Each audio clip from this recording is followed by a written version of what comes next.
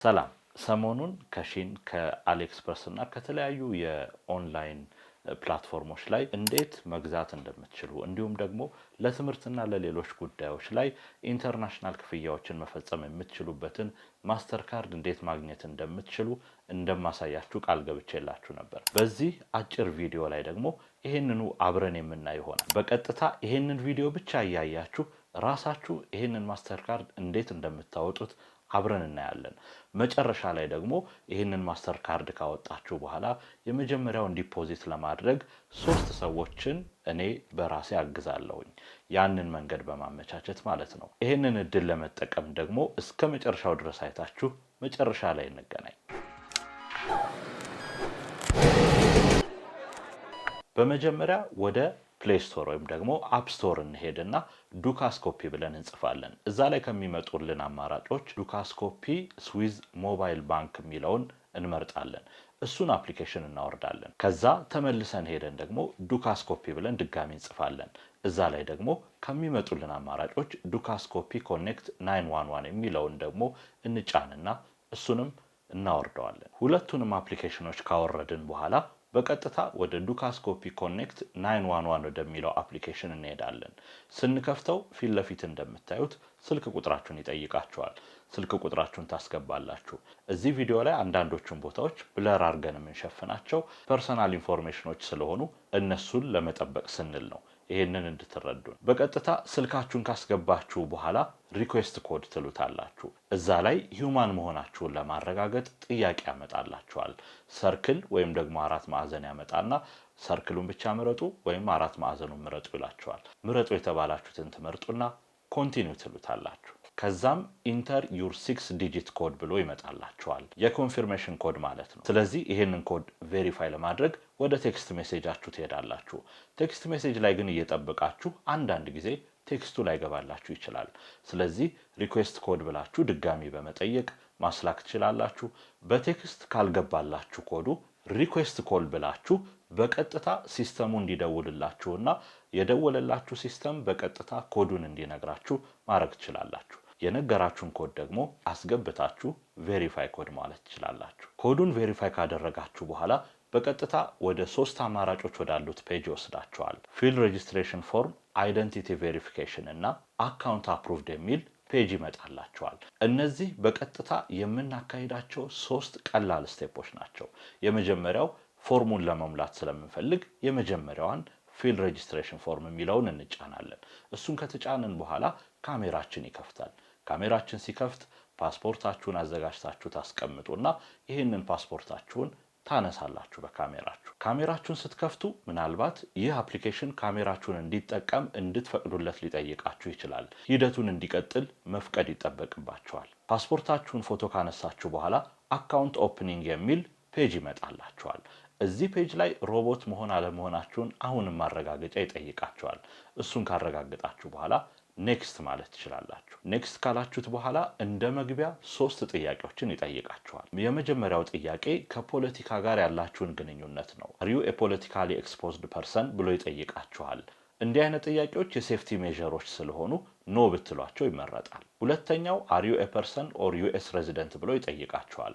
እኛ የዩኤስ ዜጋም ወይም ደግሞ ነዋሪ ስላልሆነን ይህንንም ኖ እንለዋለን። ሶስተኛው ጥያቄ ደግሞ ይህ የምናወጣውን ማስተር ካርድ ለብቻችንና ለራሳችን ብቻ እንደምንጠቀመው እንደ ማረጋገጫ ጥያቄ ይጠይቀናል። የዚህ ማስተር ካርድ ተጠቃሚ እኛ ብቻ ነን እንለዋለን። ስለዚህ ይህንን የስ ካልን በኋላ ኔክስት እንለዋለን። በመቀጠል ቅድም ፓስፖርታችንን ፎቶ ስናነሳ ያገኛቸውን መረጃዎች አካቶ ሌሎች ልንሞላቸው የሚገቡ መረጃዎችን የያዘ ፎርም ይዞልን ይመጣል። የመጀመሪያው ታይትላችን ነው። ሚስተር የሚለውን ራሱ አስገብቶታል። ኔም፣ በርዝዴይ እና የተለያዩ መረጃዎችን ቀድሞ አስገብቶ ይጠብቀናል። ሌሎች መሟላት ያለባቸውን እንደ ኢሜይል እና የመሳሰሉ መረጃዎችን ግን ከኛ ይጠብቃል። በቀጣይ እነዚህን እንሞላለን።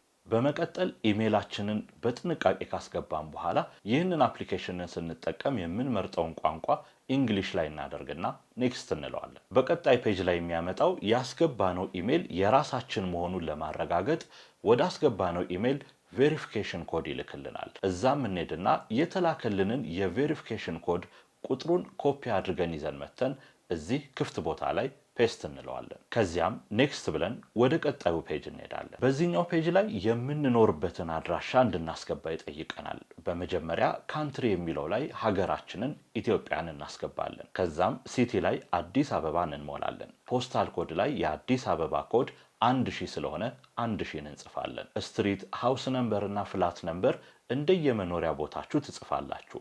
ስትሪት ለምሳሌ በየቦታው ጋቦን ስትሪት፣ ናይጄሪያ ስትሪት፣ ጎበና አባ ጥጉ ስትሪት ምናምን የሚባሉ አሉ። እነዚህን ቦታዎች ከፈለጋችሁ መሙላት ትችላላችሁ። ወይም የሰፈር ስሞችን ፒያሳ፣ ካሳንቺስ እያላችሁ መሙላት ትችላላችሁ። የቤት ቁጥራችሁን እንዲሁም ደግሞ የምትኖሩበት ቦታ ፎቅ ከሆነና የትኛው ፎቅ ላይ እንደምትኖሩ ለማሳወቅ ይሆናል። ዝም ብላችሁ ግን ሙሉት፣ ባዶ መሆን ስለሌለበት። ከዚያም ታክስ ሬዚደንስ የሚለው ላይ እንዲሁ ኢትዮጵያን እናስገባለን። ከዚያም ቲን በመባል የሚታወቀው ታክስ ፔየር አይደንቲፊኬሽን ነምበር እናስገባለን። እዚህ ላይ ግን ለነሱ ምንም ስለማያደርግላቸው፣ ምክንያቱም በእነሱ ሀገር ውስጥ ታክስ ከፋዮች ስላልሆነን የፈለጋችሁትን ቁጥር ማስገባት ትችላላችሁ። አንዳንድ 2 እያላችሁ የተወሰነውን ቁጥር አረንጓዴ እስኪሆን መቀጠል፣ ወይም ደግሞ 1 2 3 4 እያላችሁ እስከ 8 መጻፍ ትችላላችሁ። አሁንም ኔክስት እንላለን። በቀጣይ ፔጅ ላይ ምን አይነት ስራ ላይ እንደተሰማራን ለማወቅ ፕሮፌሽናል ስታተሳችንን ይጠይቀናል። እዛ ላይ ከተመዘገቡት የሙያ ዝርዝሮች ውስጥ የእናንተ ሙያ ካለበት ትመዘግባላችሁ። ካልሆነም ግን አዘር የሚለውን ትመርጡና የእናንተ ሙያ ምን እንደሆነ ታሰፍራላችሁ። አብዛኞቻችሁ ግን ፍሪላንሰር ብላችሁ ብትጠቀሙ እመክራችኋለሁ፣ በኋላ ያለውን ስቴፕ ቀላል ስለሚያደርግላችሁ። ቀጣይ ይህንን ካርድ ካወጣችሁ በኋላ ለየትኞቹ አጋጣሚዎች እንደምትጠቀሙት ይጠይቃችኋል። ክሪፕቶከረንሲ፣ ዴይ ቱ ዴይ ባንኪንግ ሰርቪስ፣ ፎሬክስ፣ ፔይመንት ካርድ፣ የተለያዩ አማራጮች አሉ። ነገ ለምን እንደምትጠቀሙት ስለማታውቁ ሁሉንም ምረጧቸውና ኔክስት በሉት። በዚህ ሰዓት እስካሁን የሞላችኋቸውን ፎርም ላይ ያስቀመጣችኋቸውን የግል መረጃዎቻችሁን እርግጠኛ መሆናቸውን ታያላችሁ። የተበላሸ ነገር ካለ ወደ ኋላ ሄዳችሁ ታስተካክላላችሁ። እዚህ ላይም ብለር አድርጌ ያስቀመጥኩት ፐርሰናል ኢንፎርሜሽኖች ስለሆኑ ለሴፍቲ ነው። የመረጃዎቹን ትክክለኝነት ካረጋገጣችሁ በኋላ መጨረሻ ላይ የሚጠይቃችሁን ጥያቄ ትመለከታላችሁ። እስካሁን የሞላችኋቸውን መረጃዎች ትክክል መሆናቸውን እንድታረጋግጡ ነው የሚጠይቃችሁ። ስለዚህ በግራ በኩል ያለችውን አረንጓዴ እንድትሆን ትነኳትና ኔክስት ትሉታላችሁ። አሁን የፎርም መሙላት ሂደታችንን አጠናቀናል። ቀጣዩ ሂደታችን ቅድም 3 ስቴፖች አሏቸው እንዳልኳችሁ አይደንቲቲ ቬሪፊኬሽን ላይ ደርሰናል። አይደንቲቲ ቬሪፊኬሽን የሚለውን አረንጓዴውን ስትጫኑ ቀድሞ ወደ ነበረው ፔጅ ወስዳቸዋል። የመጀመሪያው ስቴፕ ስለተጠናቀቀ አሁን ሁለተኛውን ስቴፕ አይደንቲቲ ቬሪፊኬሽንን አረንጓዴ አድርጎ ያሳያቸዋል። ስካን ዶክመንት ከሚለው ስር ፕሬስ ቱ ስታርት የሚለውን እንጫናለን። አሁን ይሄንን ስንጫን ልክ እንደ ቀድሙ ካሜራችንን ያበራና ፓስፖርታችንን ፎቶ እንድናነሳ ይጠይቀናል። በስትክክል ፓስፖርቱ በካሜራው ልክ መምጣቱን ስናረጋግጥ ራሱ ስካን አድርጎ ይጨርሳል። ከዚያም አይደንቲቲ ቬሪፊኬሽኑ ላይ ፕሬስ ቱ ስታርት እንለዋለን። አሁን በቀጥታ ከሲስተሙ ጋር ቻት ወደምናደርግበት ፔጅ ይዞን ይሄዳል። እዚህ ጋር አሁንም ፓስፖርታችሁን ካጠገባችሁ አዘጋጅታችሁ ጠብቁ። ከስር የምታዩዋትን ቀይ በተን ፕሬስ ቱ ስታርት ቬሪፊኬሽን የሚለውን እንጫናለን። ከዚያም ይህንን ካርድ ለመክፈት የምትጠቀሙትን ዶክመንት ይጠይቃችኋል። ፓስፖርት ወይም አይዲ። ፓስፖርት ትሉታላችሁ። በመቀጠል የፓስፖርቱን ዶክመንት እንድትልኩት ይጠይቃችኋል። ፓስፖርታችሁን ጥራት ባለው ሁኔታና በሚታይ መልኩ ፎቶ ታነሱትና ትልኩታላችሁ ማለት ነው። ልክ ሌሎች የቻት አፕሊኬሽኖች ላይ እንደምናደርገው ፕላስ ሳይኗን ስንጫን የሚመጣልንን የፎቶ ምልክት ተጭነን ፎቶውን አፕሎድ እናደርጋለን። የፓስፖርት ፎቶአችሁን ከላካችሁ በኋላ የተወሰነ ደቂቃ ቆይተው ፓስፖርቱ ኦሪጂናሉ እጃችሁ ላይ እንዳለ ይጠይቋችኋል። አዎ ወይም ደግሞ የስ ይዤዋለሁ ብላችሁ ትመልሳላችሁ። ከትንሽ ደቂቃ በኋላ በቀጥታ እንደሚደውሉላችሁ ይጽፉላችኋል። ኦኬ ብላችሁ ትመልሳላችሁ። በዚህ መሃል ምናልባት ፕሮሰሱን አሁን ፖዝ አድርጋችሁ ስራ ካለባችሁ ወይም ደግሞ ትምህርት ካለባችሁ እንዲሁም ደግሞ የማይመች ሁኔታ ላይ ከሆናችሁ በኋላ ለመቀጠል ከስር ያለችውን በተን ትጫናላችሁ። እኔ ግን አንዴ ከጀመራችሁት እስከ መጨረሻው ሄዳችሁ እንድትጨርሱት ስለምፈልግ እንድትቀጥሉ ትመክራችኋለሁ። ከዚያም ትንሽ ሰከንዶች ወይም ደግሞ ደቂቃ ጠብቀው ዱካስኮፒ የሚል ስልክ ይደወልላችኋል። ይህ ከሲስተሙ የሚመጣላችሁ ቀጥታ ስልክ ነው። እንደ ኖርማል ስልኮች አረንጓዴውን ተጭናችሁ ታነሳላችሁ። በመቀጠል ይህንን ጥሪ ለመቀበል ፍቃደኛ መሆናችሁን የሚያረጋግጥ ሌላ ፔጅ ይመጣል። በቀጥታ ወደ ቪዲዮ ኮል ይወስዳችኋል። ይህም ማለት ሲስተሙ ላይ ኦፕሬት የሚያደርጉት ሰዎች እናንተን በቪዲዮ የእናንተን ምስል ማየት እንዲሁም ደግሞ ቀጥታ ጥያቄ መጠየቅ፣ ፓስፖርቱንም ደግሞ ካሜራውን ወደ ኋላ ዙረው አሳየኝ ሲሏችሁ ማሳየት ነው የሚሆነው። እዚህ ላይ አትደናገጡ። የምትጠየቁት ቀላል ጥያቄዎች ናቸው። ሙሉ ስማችሁን ትጠየቃላችሁ። ከዚያም ደግሞ በርዝዴያችሁን ልትጠየቁ ትችላላችሁ። እንዲሁም ደግሞ ምናልባት ቅድም የሞላችሁት የሙያ ዘርፍ ላይ ጥያቄ ካላቸው ትክክለኛ ሙያችሁ ምንድነው ብለው ይጠይቋቸዋል። እኔ ለዚህ ኬዝ ቪዲዮ ኤዲተር እና ሳውንድ ማን ነኝ ብዬ ነው የሞላሁት። ከዚያም ካሜራውን ራሳቸው አውቶማቲካሊ ያዞሩና ፊዚካሊ እጃችሁ ላይ የያዛችሁትን ፓስፖርት አንድ ያሳዩኝ ይሏቸዋል። እዛ ላይ ያዩትና አመስግነዋችሁ አፕሩቭ እንደሚያደርጉላችሁና ቴክስት እንደሚልኩላችሁ ነግሯችሁ ስልኩ ይዘጋል። ከዚያም ቻት ቦክሳችሁ ላይ ቪዲዮ አይደንቲፊኬሽን ኮምፕሊትድ ብሎ ይመጣላችኋል። አይደንቲፊኬሽኑን ጨረስን ማለት ነው። ፕሮሰሱ ግልጽ እንዲሆንላችሁ ደግሞ ፎቶ ይልኩላችኋል። ቀጣዩ ፕሮሰስ ምን እንዳለው ቪዲዮ ኮሉን ከኛ ጋር ካደረጉ በኋላ የኛን መረጃዎች ያረጋግጣሉ። ክሮስ ቼክ ካደረጉ በኋላ ተመልሰው አካውንታችንን አፕሩቭ ያደርጉልናል፣ መጠቀም እንድንጀምር ማለት ነው። አካውንቱን አፕሩቭ ለማድረግ ከ24 ሰዓት እስከ 48 ሰዓት ሊጠይቅ ይችላል። ስለዚህ በትዕግስት እንጠብቃለን። ብዙውን ጊዜ በነጋታው ከ24 ሰዓት በኋላ አካውንታችሁ አፕሩቭድ ይሆናል። ከ24 ሰዓት በኋላ አፕሩቭድ ሲደረግላችሁ ዱካስኮፒ ኮኔክት 911 የሚለው አፕሊኬሽን ላይ ተገቡና ከስር ካሉት አማራጮች ባንክን ትጫናላችሁ። አሁን ከባንኩ ጋር ቻት ማድረግ የሚያስችላችሁ ቦታ ላይ እንዲሁም ደግሞ ከዚህ በኋላ ክፍያዎች፣ ዲፖዚት እና ከካርድ እንዲሁም ከዚሁ ሰርቪስ ጋር የተያያዙ ጉዳዮች ጋር ኢንተራክት የምታደርጉበት ቦታ ላይ ነው ያላችሁት። እዚህ ከገባችሁ በኋላ የመጀመሪያው የምናደርገው ነገር እዚህ ካርዳችን ላይ ዲፖዚት ማድረግ ይጠበቅብናል። ምክንያቱም ይሄንን ካርድ የምንጠቀመው በሁለት አማራጭ ነው። የመጀመሪያው ዲጂታል አማራጭ ሲሆን ሁለተኛው ደግሞ ፊዚካል ካርድ እኛ ጋር ደርሶ ማለት ነው። ስለዚህ የፊዚካል ካርዱን ማዘዣ እንዲሁም ደግሞ አካውንቱን እንደምንጠቀምበትም ለማረጋገጥ ዲፖዚት እንድናደርግ ይጠይቁናል።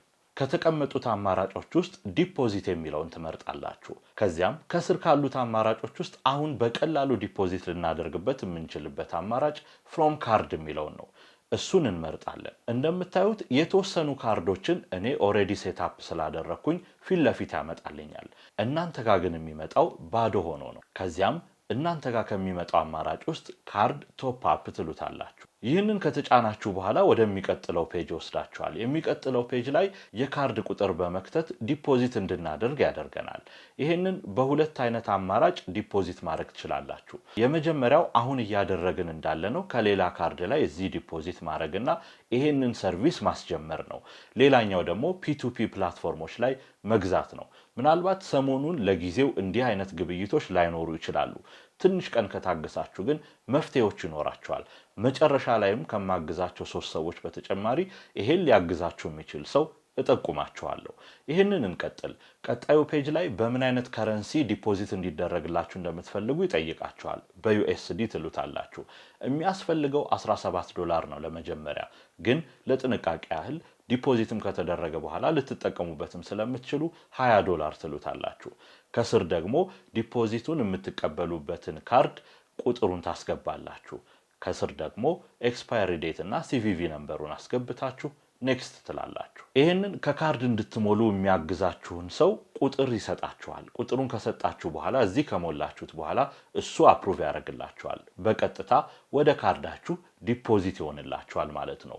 ከፒቱፒ ፕላትፎርም ላይ እንዴት መግዛት እንደሚቻል ደግሞ ይሄንን ቪዲዮ ለማስረዘም ሌላ ቀን አመቻችቼ ይሄንን ቪዲዮ ሰራላችኋለሁ፣ መንገዱም ክፍት ከሆነ ማለት ነው። በዚህ መንገድ ግን 3 ሰዎችን ዲፖዚት እንዲያደርጉ ለማገዝ እሞክራለሁኝ። ከዛ ውጭ ያላችሁትን ግን ሁላችሁንም ስለማላስተናግድ፣ ሁለተኛ ደግሞ ይሄ እናንተን ለማገዝ ብቻ የሰራሁት ቪዲዮ እንጂ የኔ ስራ ባለመሆኑ ከስር ባስቀመጥኩላችሁ የቴሌግራም ዩዘር ኔም ገብታችሁ የዚህን ክፍያ ለግላችሁ የምትጠቀሙበትን እንዲያግዛችሁ መጠየቅና እሱ በሚላችሁ መንገድ ሄዳችሁ ዲፖዚት ማድረግ እንደምትችሉ እነግራችኋለሁ። 3ቱን ሰዎች እንዴት እንደምንመርጣቸው መጨረሻ ላይ አሳውቃችኋለሁ። የቀረን ግን የመጨረሻ አንድ ስቴፕ ስላለ እሱን እንከታተል። አሁን ዲፖዚት አደረግን እንጂ የራሳችን የሆነ ካርድ ወይም ቁጥር አልተሰጠንም። ይህ የመጨረሻው ስቴፕ ወሳኝ ነው። ብሩ ዲፖዚት ከተደረገ በኋላ ወደ ኋለኛው እንመለስና የፕላስ ሳይኗን ከታች ስንጫን ዋና ሜኖቹን ያመጣልናል። ከዛ ውስጥ የመጀመሪያውንና ካርድ ኦፕሬሽንስ የሚለውን እንመርጣለን። እሱን ከመረጥን በኋላ ካርድ ኦርደር ማድረግ ስለሆነ የምንፈልገው ኦርደር ካርድ እንለዋለን። እዚህ ላይ ክሪኤት ካርድ ወደሚል ፔጅ ይወስደናል። ከዛም ካርድ ፕሮዳክት፣ ካርድ ታይፕ እና ሌሎች አማራጮችንም ይዞልን ይመጣል። ካርድ ፕሮዳክት የሚለውን እንጫናለን። እዛ ላይም ስዊስ ባንክ ትራቭል የሚለው ብቸኛው አማራጭ ሲመጣ እሱን እንመርጣለን። በሁለተኛው ደግሞ ታይፑን ያስመርጠናል። ታይፑ ደግሞ ማስተር ካርድ ስለሆነ ማስተር ካርድን እንመርጣለን። ካርዱ በዋነኝነት የሚጠቀመውን ከረንሲ ደግሞ በሶስተኝነት ያስመርጠናል። ከረንሲ የሚለው አማራጭ ላይ በየትኛው እንደምትጠቀሙ እያስመረጣችሁ ነው። ስዊስ ፍራንክ፣ ዩሮ እና ዩኤስዲን ያስመርጣችኋል። ዩኤስዲን ትመርጣላችሁ። ፔይ ዊዝ የሚለው አማራጭ ላይ ከዚህ በፊት ዲፖዚት ያደረግነውን ያስመርጠናል። ከዛም አቫይለብል ባላንሳችንን ይነግረናል። ይሄም $20 ስለሆነ ዲፖዚት ያደረግነው ወይም 20 ዩሮ ያንን ያሳየናል። ካርድ ስለሆነ እያዘዝን ያለነው ካርዱ ወደኛ ሀገር እንዴት እንዲመጣ እንደምንፈልግ ያስመርጠናል። በእርግጥ ይህ ካርድ የሚጠቀመው በብቸኝነት ዩፒኤስን ነው። ስለዚህ ዴሊቨሪ ብላችሁ ዩፒኤስን ትመርጣላችሁ። በመቀጠል ከዚህ በፊት ባስገባችሁት አድሬስ መሰረት ይህ ካርድ ወደ የትኛው አድሬስ እንደሚላክ ከስር ያሳያችኋል። እሱን ኮንፊርም ታደርጉና ኮንቲኒው ትላላችሁ። በአጭር ቀናት ውስጥ በዩፒኤስ አማካኝነት ካርዳችሁ እጃችሁ ይገባል ማለት ነው። በዚህ ያህል መልኩ ታሽጎ ነው የሚመጣው። እዚህ ውስጥ የተደረገውን ማየት ትችላላችሁ። ካርዷ ይቺን ትመስላለች። ይሄንን ምናልባት ቪዲዮውን ብለር ካደረኩት ላዩ ላይ ኢንፎርሜሽን ስላለው ነው። የዚህን ካርድ ቁጥር ኦንላይን ለመክፈል ትጠቀሙበታላችሁ። ይሄንን ካርድ ደግሞ እንዲሁ ምናልባት ከሀገር በምትወጡበት አጋጣሚ እዚህ ላይ ባላችሁ ብር ኤቲኤሞች ላይ የሄዳችሁ መክፈል፣ በየሱቆቹም ደግሞ ይሄንን ስትራይፕ እያደረጋችሁ ወይም ደግሞ እየከተታችሁ ፖስት ማሽኖች ውስጥ መክፈል ትችላላችሁ ማለት ነው። እንግዲህ ይሄንን ቀላል ስቴፕ ተከትላችሁ የራሳችሁ ማስተር ካርድ እንዲኖራችሁ ማድረግ ትችላላችሁ። አሊኤክስፕረስ፣ ሺን እንዲሁም ደግሞ የተለያዩ የትምህርት ፕላትፎርሞች ላይ የሄዳችሁ በነፃነት መክፈል ትችላላችሁ። እንዲሁም ደግሞ ከአገር ስትወጡ እንዲሁ ይሄንን ካርድ ፊዚካሊ ይዛችሁ በመንቀሳቀስ እዛ ላይ ያለውን ዶላር ወይም ዩሮ መጠቀም ትችላላችሁ ማለት ነው። አሁን የመጨረሻው ሰዓት ላይ ደርሰናል። ሶስቱን እድለኞች እንዴት እንደምንመርጣቸው አሳያችኋለሁ። ኮሜንት ላይ ስለ ቪዲዮ ያላችሁን አስተያየት፣ ማንኛውንም አስተያየት አስቀምጡ። ከእናንተ ውስጥም ደግሞ ብር ኖሯቸው ወደዚህ ዲፖዚት ማድረግ ላቃታቸው 3 ሰዎች ይህንን አግዛቸዋለሁ ማለት ነው። ኮሜንት ላይ በሰጣችሁት ውስጥ በእጣ 3 ሰዎችን እንመርጥና ዲፖዚት እንድታደርጉ እናግዛችኋለን። ይህንን ቪዲዮ ተከትላችሁ አሁንም ማስተር ካርዱን መክፈት ካቃታችሁ እንዲሁም ደግሞ በሂደቱ ላይ ጥያቄ ተፈጥሮባችሁ መክፈት ካልቻላችሁ ይህንን እኔ በግሌ ማገዝ ስለማልችል ይህንን ሊያግዛችሁ የሚችል ሰው አሁን እዚህ ከስር ያስቀመጥኩት የቴሌግራም ዩዘር ኔምን ተጠቅማችሁ ቴሌግራም ላይ ሰርች አድርጉና ይህንን ጠይቁት። ካርዱንም መክፈቱንም ዲፖዚት ማድረጉንም ያግዛችኋል። ይህንን ቪዲዮ ስለተከታተላችሁ እናመሰግናለን። ሌሎች እንዲህ አይነት እድሎችና እንዲሁም ደግሞ የሥራና ሥራ ፈጠራን የተመለከቱ እንዲሁም በቀላሉ ልትጀምሯቸው የምትችሉ የገቢ ምንጭ ሊሆኑ የሚችሉ የሥራ እድሎችን እዚህ ይዘን ስለምንመጣ ሰብስክራይብ ማድረጋችሁን እንዳትረሱ። ሰላም።